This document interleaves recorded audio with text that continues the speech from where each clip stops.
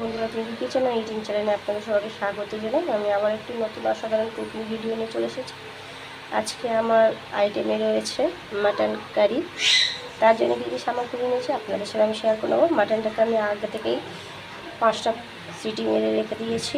নিয়েছি কাটা টমেটো, আদা রসুন বাটা, পেঁয়াজ বাটা, লঙ্কা,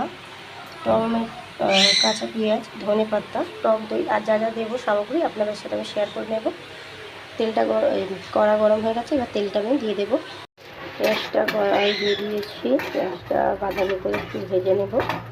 আমি একটু ওপর থেকে নুন দিয়ে দেবো। নুনটা দিলে কী হয়, পেঁয়াজটা মজে যায়। অল্প করেই দেবো, দিয়ে পেঁয়াজটা বাদামি করে ভেজে নেব। পেঁয়াজটা বাদামি করে ভাজা হয়ে গেছে, এবার টমেটোটা দিয়ে দেবে।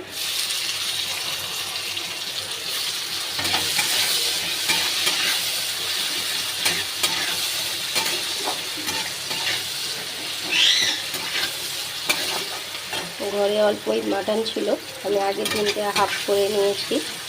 আর আমি খাই না মাটন, আমার অ্যালার্জি আছে।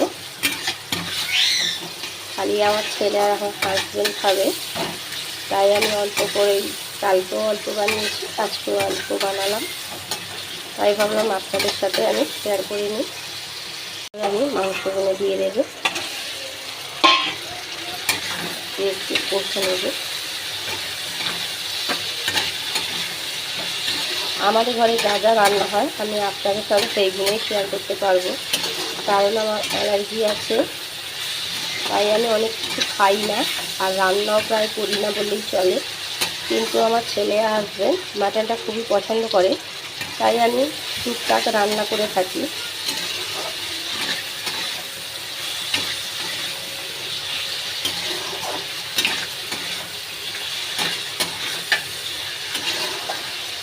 মাংসটা কিছুটা আমি ভেজে নেব। ভেজে নেওয়ার পরে মশলাগুলো অ্যাড করব।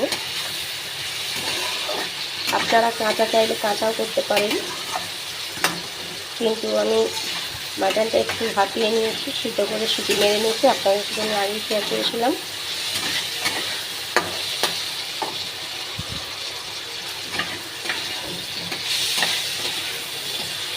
আর বেশি ভাজবো না। এবার আমি মশলাগুলো দিয়ে দেবো। আদা রসুন পেঁয়াজের পেস্ট আর দেবো লঙ্কা, দিয়ে একটু ভালো করে নেড়ে নেব।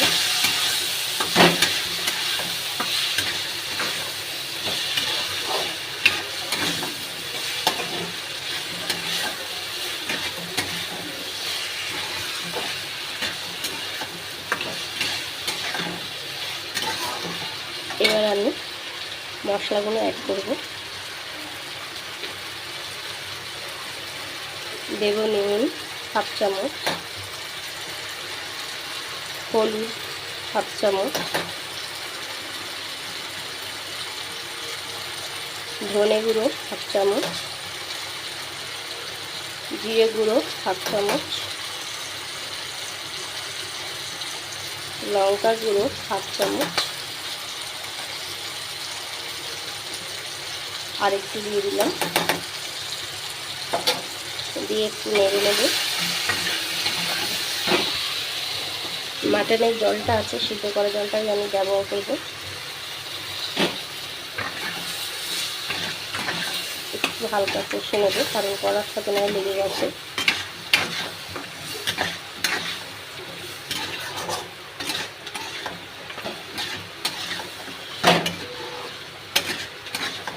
কিছুক্ষণ কষে নেওয়ার পরে আমি দইটা ব্যবহার করব।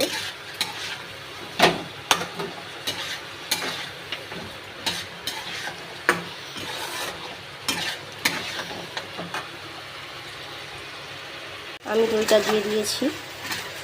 দইটা দিয়ে দেওয়ার পরে একটু ভালো করে কষে নেব। আমি এখন আর জলটা দেবো না, কারণ আমি আগে একটু জল দিয়েছিলাম। আমি এতে আর জল ব্যবহারই করব না, এই জুসেই রান্নাটা হয়ে যাবে। এবার আমি উপর থেকে ধনে পাতাটা দিয়ে দেব।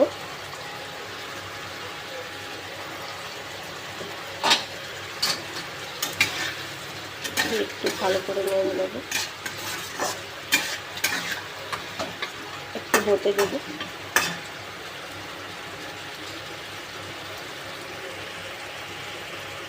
এই থেকে তেলটা ছেড়ে দিয়েছে। আমি যেহেতু কষা রাখবো, আমি আর জলটা কিন্তু ব্যবহার করবো না, আপনারা পারলে করতে পারেন। এবার আমি সানরাইসের গরম মশলাটা উপরে দিয়ে দেবো, দিয়ে নেড়ে নেব।